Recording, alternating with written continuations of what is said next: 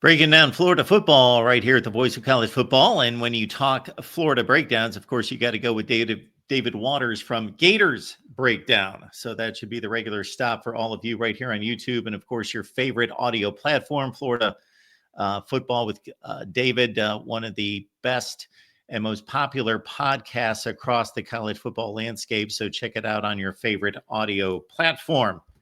David, how you doing? Pretty good, Mark. Pretty good. Of course, just waiting for Florida. Spring practice just right in the corner. March 6th for the Gators when they'll be hitting the field. So, of course, 4-game winning streak to end 2025. We've seen a lot of way too early rankings and college football predictions. Florida's included in some of those. And so I said, now just some coaching changes as well. So, yeah, here we go. Just kind of counting down the days till that spring practice kicks off. Yeah, so it's been a while since we've talked. Give us an idea, because from a national perspective, before this team hit that stretch drive that we were all expecting and talking about the entire offseason, that this was going to be the death march. There was no way they were going to make it through these 5 games at the end of the season, and they did pretty damn well. But if you even take it back to like mid-September, when Billy Napier's walking off the field against Texas A&M, and they just got trounced, and we would have never imagined. Of course, you're more measured. You're more in the day-to-day, understanding, okay, let's not get too high, too low. But you knew that the program was in better shape than most. Everybody was, digging an early grave at that point. But what is the difference between where this program sits right now and the fans' optimism right now versus what it was just a few months ago? Mark, going to your point there, that's kind of why it was so disappointing, because what they showed at the end of the season is kind of what you expected at some point in the season. They just got off to a terrible start. A terrible start versus Miami, a terrible start versus Texas A&M. They hit that first bye week, figure some things out, and then you could tell they were playing better, but they had that disappointing loss at Tennessee. And hey, look, after that loss in the overtime, that was a game they should have beat Tennessee in. The game went to overtime. They lost it. It was just like, at that point, they lost that game in overtime. I'm like, I don't know how this team can bounce back. They're playing hard, they're playing well, and they're still not winning. And they lost a game they should have lost. And credit to the staff, credit to the players for just keeping on. Got a big, not a big win as in who they beat, but got a big victory point spread wise versus Kentucky. And then DJ Lagway goes down versus Georgia. But if he doesn't go down, a lot of people think they're in a fourth quarter fight with Georgia if he doesn't go down. But then that week later, Florida's beat up, goes to Austin, and just gets waxed by Texas. And then it was just like, okay, well, LSU, Ole Miss coming up after they just got waxed by Texas. It doesn't look good. And once again, rallied the troops, looked good, and just put together a 4-game winning streak. And, I think put a lot of confidence in the fan base because, as I said, you knew that team had it in them to go play like that, and they just finally put it together in that late stretch. And Mark and DJ Lagway will get a whole lot of credit, as he should, but it was really the defensive side of the football that really turned the fortunes of Florida. For the first time, we've been able to talk about that side of the ball in quite some time. They were lending Florida and lending themselves to victory there on that side of the ball. Really started up front by getting after the quarterback there with Caleb Banks and Tyreek Sapp, George Gums, some transfers that are no longer there with Florida as well with Jack Pyburn and TJ Searcy. But Florida really, really got after the quarterback against LSU, against Ole Miss, and it really, really made a difference. So some returning pieces there. And I think that's where it kind of picks up while there is some momentum, while there is a better feeling in Gainesville and Gator Nation right now, because a lot of those pieces come back. You got 4 or 5 offensive linemen come back, along with DJ Lagway, Jaden Ball there at running back. And then on the defensive side of the football, Caleb Banks and Tyreek Sapp decided to return. Our linebacker core that is no longer a liability. They got some questions in the secondary as they go to spring and need to get healthy in that area. But certainly, I think you can point to a lot of key pieces coming back. So, because of the optimism and because of DJ Lagway's reputation, his swag, people being excited about that, did you expect a greater haul in the transfer portal? I'm seeing 5, and the 2 guys that jump out, Harrison Bailey, that's just because he was a name in high school, right, of course, when he signed with Tennessee, but of course he's going to be a backup. And Tommy Doman, you replace a really good punter in Jeremy Crawshaw with another excellent punter in Doman, but little else there in the transfer portal. Yeah, probably the biggest impact is going to be J. Michael Sturdivant from UCLA. at wide receiver. And Mark, just as good as I do, if you look at Florida and what they've been able to do in the transfer portal at the wide receiver spot, they've been able to nail it. Ricky Pearsall turned him into a first-round pick, and then Elijah Badger comes from Arizona State. Chimere Dike comes from Wisconsin, and both had really, really good seasons this past year for Florida. But Florida's had to rely on the transfer portal at wide receiver. They did need at least one more, and they got that in J. Michael Sturdivant. But it is time now, Mark, for Florida to really get the homegrown wide receivers developed and ready to go. J. Michael Sturdivant, I believe, will be in that top 3 rotation to go along with Trey Wilson coming back from injury and Aiden Mizell. He should be, in that top 3 group. But then, just because Florida hasn't, maybe they went in the spring portal, but because Florida didn't get another receiver in the transfer portal, if guys are going to step up, it's going to be the guys they've recruited. It's going to be the guys they developed. They got 2 5-stars there, 5-star types with Dallas Wilson and Vernell Brown III in this past class, who should really make an immediate impact as well. So the biggest impact, I think, will come from J. Michael Sturdivant, but Kofi Asari at edge, and then the 2 you mentioned as well. Mark, kind of go back to the previous point I said. They got Tyreek Sapp to come back. They got Caleb Banks to come back. They got Austin Barber come back there at left tackle. Jake Slaughter, All-American center, to come back as well. You could tell the approach for Florida this offseason as far as roster building goes was to retain a lot of the roster and keep guys from going to the NFL, keep guys from transferring away, and they come back in key spots. They come back on the offensive line. They come back on the defensive line, the trenches there that we know make a difference there in the SEC. So certainly, Florida, you could tell the approach was, all right, maybe we're not going to hit the portal, and also they signed their biggest high school class ever under Billy Napier. Mark, they had 26 signees for the high school recruiting class. So there weren't a whole lot of spots when they decided to sign a big class and then retain a whole lot of the roster. So that's the main reason why I think you see only 5 guys in the transfer portal. David Waters, Gators Breakdown, talking Florida football, and that is the destination for the best in Florida football talk, whether it's right here on YouTube or on your favorite audio platform. Please like and subscribe here at the Voice of College Football. We'll stay with 2025 while you hit that, because I don't think we've had you on since then, with 19 early enrollees, 26 total signed, as you mentioned, top 10 class. Did that hit the mark in your estimation? It was better, Mark. I mean, it hit the mark, and it's still, I think, 5th in the SEC.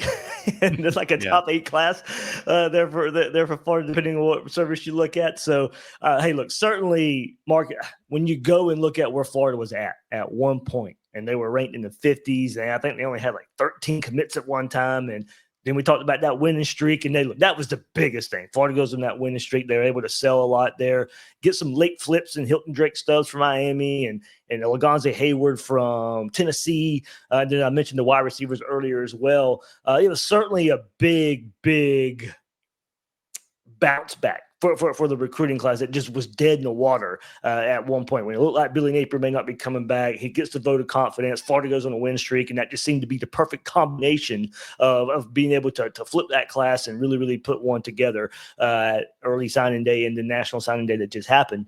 But Mark, I think the biggest thing, Florida signed really good wide receivers, as I mentioned, with Vernell Brown, Dallas Wilson, also Nashawn Montgomery as well, who was a show out at one of the All-Star games there in early January. And then the DB class was one of the best Florida's ever signed, with Hilton Drake Stubbs, Lagonze Hayward, Ben Hanks Jr., all, I think, top 70-ish players there for Florida. Mark, they got guys at the top of the class who can be instant impacts in this 2025 season. We already talked about wide receiver. I expect true freshmen to make an impact there. You go look at safety and Lagonze Hayward and Hilton Drake Stubbs. Florida really needs some help at the safety spot. I do think even a freshman could come in spring and maybe prove themselves to get some playing time, because that is a position group that could play better. Jordan Castell didn't have that second-year jump that we expected there in 2024. Did play better at the end of the year than he did at the beginning. But, Mark, what I really look at is the top of the class at wide receiver, at defensive back, and those guys being able to make an immediate impact. And Ben Hanks is what I'm really looking at, because Florida's got a lot of health concerns as far as guys bouncing back from offseason injuries that they probably won't be ready for spring. It gives a true freshman more reps in spring practice, and he's got, the pedigree to back it up, he can make an immediate impact for the Gators. David Waters, Gators Breakdown, the best in Florida football content, both here on YouTube and across the audio platforms of your choice. Yes, spring practice only a month away. And speaking of which, what's important in spring practice for you? What do you want to see get accomplished? Any particular players that need a big push, a big breakthrough? I'm going to go receiver, Mark, since we talked about it a lot. Now, Aid Mizell, let's circle on him a bit. It's his third season at Florida. I think he will be in that top 3 rotation at receiver along with Trey Wilson and J. Michael Sturdivant, but it is time for him to put it together. And we saw glimpses. We saw he had a really good game against Mississippi State last year, had the big opening bomb touchdown from DJ Lagway to Aid Mizell against Georgia to put Florida up in that game.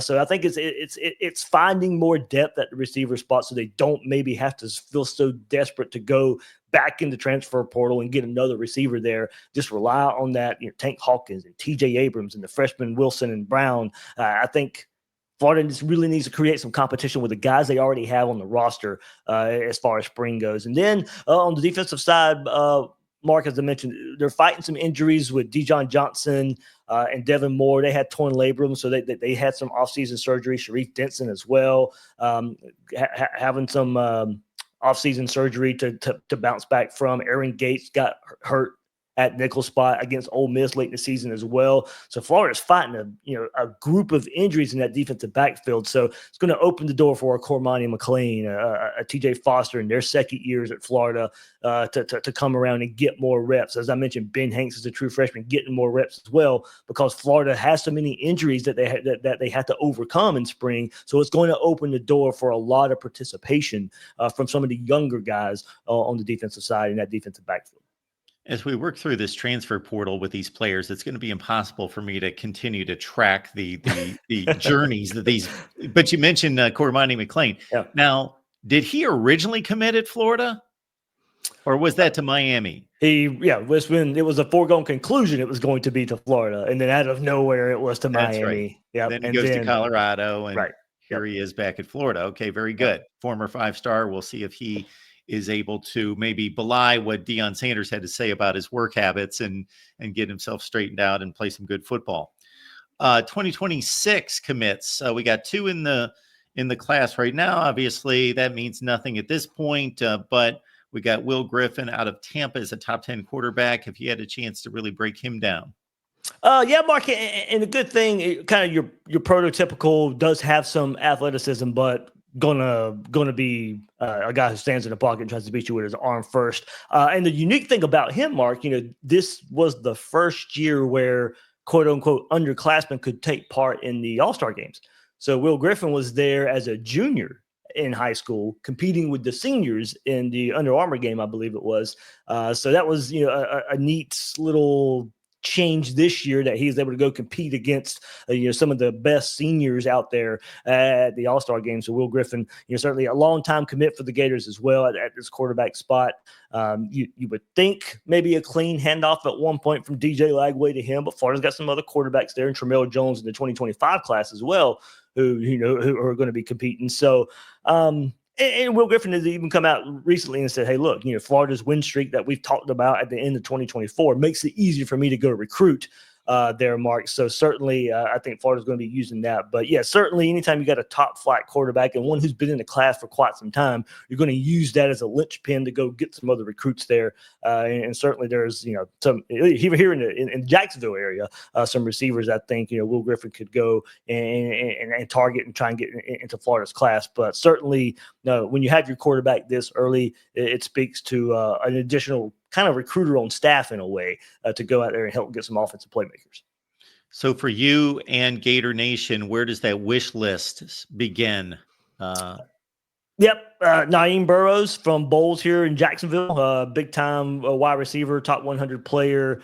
He's going to be taking his official visit to Florida, already locked it in. Been on campus a ton as well, of course. You only got an hour and a half drive from Jacksonville to Gainesville, so he's been on campus a lot. And certainly one of the the big targets that Florida's been going after, and tight end as well. Florida likes to use 2 tight ends, so Caden Prothrow is a name there that Florida's going to be going after with a big with Burrows, but with Prothro as well, going head to head with some big time programs. But Florida likes to use 2 tight ends a good bit. That's a staple in Billy Napier's offense, and they have yet to have that standout, big time, big name quarterback in Maris Williams a couple years ago.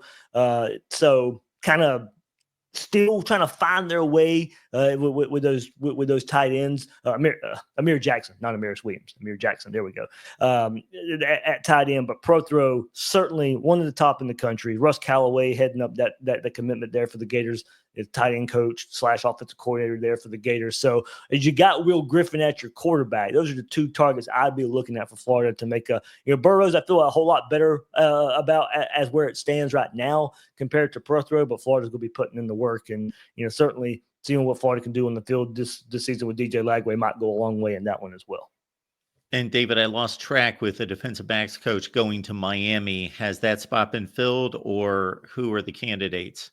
Yeah, it has been filled, Mark. So a couple of storylines to go along with that. Will Harris was the cornerbacks coach for Florida. Was the secondary coach this past year, but Florida did bring in Vinny Sunseri to coach safety. So he was supposed to be coaching the cornerbacks.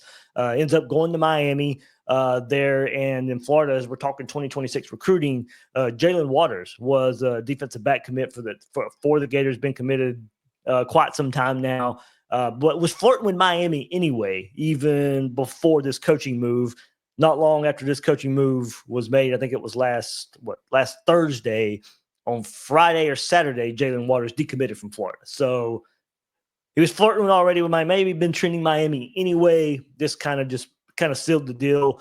I wouldn't completely throw him away from the class yet. He's already committed to Florida State, decommitted from Florida State, committed to Florida, decommitted from Florida. Looks like Miami's going to be the next, maybe one he commits to, or maybe he holds off this time. But all all big 3 in Florida kind of getting in the mix here for Jalen Waters at one point in his recruitment there. So certainly a different style of recruitment there, but a unique one. But Florida did make the hire already on Sunday. Gators hired Deron Wilson. He was just named defensive coordinator at Georgia State, but has spent the last 2 years at Arkansas as their cornerbacks coach, and was with Billy Napier on his initial staff at Florida as a quality control cornerbacks coach in 2022. So a little bit of familiarity there with him, but Deron Wilson, Southern Miss alum there, certainly made his way a bit, had a stint at UTSA and McNeese as well, was a defensive coordinator at McNeese as well. When he left Florida, Mark, to go to Arkansas from the 2022 season to the 2023 season, really improved Arkansas's pass defense. But then after losing their best player to an early season injury and some transfers, they really fell back down to earth last year. But still, I think it was Dale McGee who was hired at Georgia State, still thought enough of him to bring him on as defensive coordinator. But that's never going to happen as he takes the cornerbacks coach job at Florida. David Waters, Gators Breakdown. David, always good to see you. And we'll have some spring football here in just about a month. Absolutely. Wait, just waiting for it, Mark. Just waiting for it.